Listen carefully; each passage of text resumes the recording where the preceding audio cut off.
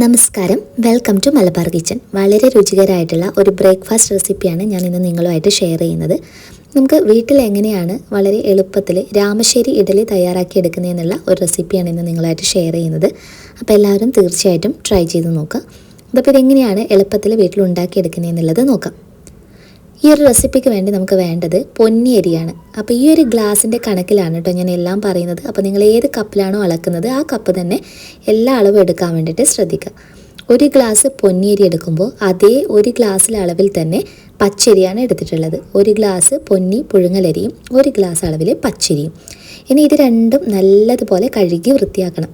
നന്നായി കഴുകിയെടുത്തിട്ടുള്ള പൊന്നിയരിയും അതുപോലെ പച്ചരിയും 4 മണിക്കൂർ വെള്ളത്തിൽ കുതിർത്തി നമുക്ക് മാറ്റി വെക്കാം. അതേസമയം തന്നെ ഒരു പാത്രത്തിനകത്തോട്ടേക്ക് ഉഴുന്ന് പരിപ്പ് ഞാനൊരു 1/4 ഗ്ലാസ് എടുത്തിട്ടുണ്ട്. കാരണം ഇത് നമ്മൾ പൊട്ടിയിട്ടുള്ള, അതായത് സ്പ്ലിറ്റഡ് ആയിട്ടുള്ള ഉഴുന്ന് പരിപ്പാണ് ഉപയോഗിച്ചിട്ടുള്ളത്. മുഴുവൻ ഉഴുന്നാണെങ്കിൽ 1/2 ഗ്ലാസ് മതിയാകും. അതിലോട്ടേക്ക് 1/4 ടീസ്പൂൺ അളവിൽ ഉലുവ കൂടി ചേർത്ത് നല്ലതുപോലെ കഴുകി വൃത്തിയാക്കിയതിന് ശേഷം 4 മണിക്കൂർ അതും കുതിർത്തി വെക്കണം. 4 മണിക്കൂറിന് ശേഷം നമുക്കിത് അരച്ചെടുക്കുകയാണ് വേണ്ടത്. ആദ്യം നമ്മൾ ഉഴുന്നാണ് അരച്ചെടുക്കുന്നത്. അപ്പോൾ ഈ ഉഴുന്ന് അരക്കുന്നതിനകത്തോട്ടേക്ക് നല്ല തണുത്ത വെള്ളമാണ് കേട്ടോ ഞാൻ ഒഴിച്ചു കൊടുക്കുന്നത്. ഇത്തിരി വെള്ളം ഒഴിച്ചു കൊടുത്തിട്ടുണ്ട്. 2-3 ഐസ് ക്യൂബ് കൂടി ഇട്ട് കൊടുക്കുന്നുണ്ട്. അപ്പോൾ ഐസ് ക്യൂബ് കൂടി ഇട്ട് കൊടുക്കുകയാണെങ്കിൽ നമ്മുടെ ഈ മാവ് ചൂടായി പോകാതെ നല്ല രീതിയിൽ നമുക്ക് അരച്ചെടുക്കാൻ വേണ്ടി പറ്റും. അപ്പോൾ നല്ല സോഫ്റ്റായിട്ട്, എത്രത്തോളം നല്ല സ്മൂത്തായിട്ട് അരച്ചെടുക്കാൻ പറ്റും അത്രയും സ്മൂത്തായിട്ട് നിങ്ങൾ അരച്ചെടുക്കാൻ വേണ്ടി ശ്രദ്ധിക്കുക. ഇനി അടുത്തത് നമ്മൾ ഇതും കുറച്ച് തണുത്ത വെള്ളം തന്നെയാണ് ഉപയോഗിക്കുന്നത്. പച്ചരിയും അതുപോലെ തന്നെ നമ്മുടെ പുഴുങ്ങലരിയും അരച്ചെടുക്കുന്നതിനും തണുത്ത വെള്ളമാണ് ഉപയോഗിക്കുന്നത്. വളരെ കുറഞ്ഞ അളവിൽ മാത്രം വെള്ളം ഒഴിച്ചു കൊടുത്ത് നല്ല തണുത്ത വെള്ളം ഒഴിച്ചു കൊടുത്തിട്ട് വേണം അരച്ചെടുക്കാൻ വേണ്ടിയിട്ട്. രണ്ടും നല്ല സ്മൂത്തായിട്ട് കിട്ടുന്ന രീതിയിൽ അരച്ചെടുക്കാം. അപ്പോൾ നമ്മൾ ഉഴുന്ന് അരച്ചതും പച്ചരി അരച്ചതും കൂടി ഇനി ഒന്ന് മിക്സ് ചെയ്തെടുക്കാം. അപ്പോൾ ഉഴുന്ന് അരച്ചതൊക്കെ കണ്ടോ നല്ല സ്മൂത്തായിട്ട് കിട്ടിയിട്ടുണ്ട്. ഇനി നമ്മൾ ഇതിലോട്ട് ആവശ്യത്തിനുള്ള ഉപ്പ് ചേർക്കാം. ഇനി കൈ നല്ലതുപോലെ കഴുകി വൃത്തിയാക്കിയതിന് ശേഷം ഈ ഉഴുന്നും പച്ചരിയുടെ മിക്സും കൈകൊണ്ട് കണ്ടോ നല്ല രീതിയിൽ ഇതുപോലെ ഒന്ന് മിക്സ് ചെയ്തെടുക്കണം. കൈകൊണ്ട് ഇത് യോജിപ്പിച്ചെടുക്കുമ്പോൾ തന്നെയാണ് ഇതൊരു പെർഫെക്റ്റ് ആയിട്ട് നമുക്ക് കിട്ടുന്നത്. നമ്മൾ മുന്നേ നല്ല സോഫ്റ്റ് ഇഡലിയുടെ ഒരു റെസിപ്പി ചെയ്തിട്ടുണ്ടായിരുന്നു. അപ്പോൾ അതിനകത്ത് ഞാൻ ഈ ഒരു ടിപ്പ് പറഞ്ഞിട്ടുണ്ടായിരുന്നു. മിക്സി എപ്പോഴും അധികം ചൂടാകാതെ നിങ്ങൾ പ്രത്യേകം ശ്രദ്ധിക്കണം അരച്ചെടുക്കുമ്പോൾ. അതിനാണ് നമ്മൾ തണുത്ത വെള്ളം ഉപയോഗിച്ചിട്ടുള്ളത്.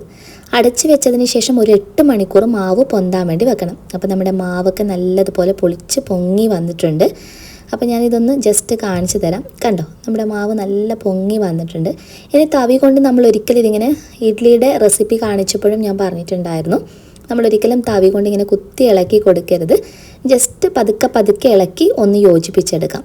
അപ്പോൾ ഉപ്പൊക്കെ നമ്മൾ ചേർത്തിട്ടുണ്ടായിരുന്നല്ലോ. അപ്പോൾ ഇത് നല്ല കറക്റ്റ് മാവ് നമുക്ക് റെഡി ആയിട്ടുണ്ട്. ഇനി ഇഡ്ഡലി നമുക്ക് റെഡിയാക്കിയെടുക്കാം. ശരിക്കും ഒതൻറ്റിക്കായിട്ട് രാമശ്ശേരി ഇഡ്ഡലി ചെയ്യുന്നത് വേറെ തന്നെ ഒരു രീതിയിലാണ്. അപ്പോൾ നമുക്ക് അങ്ങനെയൊന്നും വീട്ടിൽ ചെയ്തെടുക്കാൻ പറ്റില്ലല്ലോ. അതുകൊണ്ട് തന്നെ നമുക്ക് ഇഡ്ഡലി പാത്രത്തിനകത്തോട്ട് ഒരു പ്ലേറ്റ് വെക്കുക. അതിലോട്ടൊരു വാഴയിലയിൽ കുറച്ച് എണ്ണ തൂക്കി കൊടുത്തിട്ട് വേണം വെക്കാൻ വേണ്ടിയിട്ട്. എന്നിട്ട് നമ്മൾ ദോശക്കൊക്കെ ഒഴിച്ചു കൊടുക്കുന്നത് പോലെയാണ് ഈ ഒരു ഇഡ്ഡലി കൂട്ട് ഒഴിച്ചു കൊടുക്കുന്നത്. സാധാരണ നമ്മൾ ഇഡ്ഡലി ചുട്ടെടുക്കുന്നതിൽ നിന്ന് വ്യത്യസ്തമാണിത്.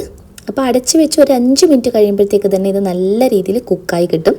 കുറച്ച് പരന്ന രീതിയിലാണ് കേട്ടോ ഈ ഒരു ഇഡലി തയ്യാറാക്കിയെടുക്കുന്നത്. ഈ ഒരു രീതിയിലാണ് ഇഡലി തയ്യാറാക്കിയെടുക്കുന്നത്. വാഴയിലയിൽ തയ്യാറാക്കിയെടുക്കുന്നത് കൊണ്ട് തന്നെ നല്ലൊരു ഫ്ലേവറാണിത്. അപ്പോൾ ഇതിൻ്റെ കൂടെ നല്ല ഇഡലിപ്പൊടിയും കൂടി ഞാൻ റെഡിയാക്കി വെച്ചിട്ടുണ്ടായിരുന്നു. അതുപോലെ തക്കാളി ചട്നിയും തയ്യാറാക്കിയിട്ടുണ്ട്. നല്ല കോമ്പിനേഷനാണ് തക്കാളി ചട്നിയും ഇഡ്ലിപ്പൊടിയൊക്കെ ഇതിൻ്റെ കൂട്ടത്തിലുണ്ടെങ്കിൽ. അപ്പോൾ എല്ലാവരും ട്രൈ ചെയ്ത് നോക്കുക. നെക്സ്റ്റ് വീഡിയോയിൽ വീണ്ടും നല്ലൊരു റെസിപ്പിയെ കാണാം. അതുവരെ ടേക്ക് കെയർ. ബൈ.